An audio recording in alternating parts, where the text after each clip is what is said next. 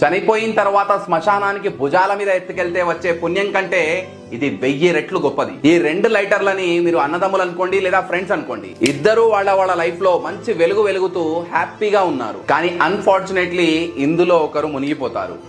అప్పుల్లో, health issues లో, జీవితంలో వచ్చిన అనుకోని కష్టాలతో తిరిగి పైకి లేవనంత నిండా మునిగిపోయి జీవితంలో అసలు వెలుగే లేకుండా చీకట్లోకి వెళ్ళిపోతారు. ఇప్పుడు ఈ పర్సన్ దగ్గర, బ్రదర్ ఆర్ ఫ్రెండ్, ఇతని దగ్గర 2 ఆప్షన్స్ ఉన్నాయి. ఫస్ట్ వన్, అసలు వెలుగే లేకుండా పూర్తిగా అంధకారంలోకి వెళ్లేంత వరకు ఇతని పతనాన్ని చూస్తూ ఉండిపోవడం, ఆ తర్వాత ఎంతో కొంత పుణ్యం వస్తుంది కదా అని భుజాల మీద మోస్తూ శ్మశానం వరకు తీసుకెళ్లి మట్టిలో కలిపేయడం. సెకండ్ వన్, తన లైఫ్ లోని వెలుగుతో ఇతని లైఫ్ లోకి కూడా వెలుగుని తీసుకురావడం.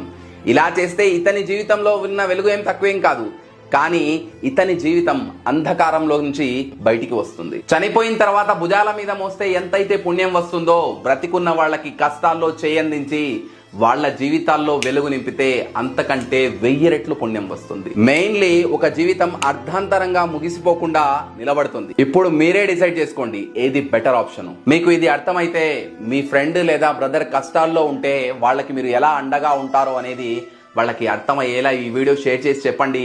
వీలైతే మరిన్ని మంచి విషయాల కోసం ఈ బ్రదర్ని కూడా ఫాలో అవ్వండి.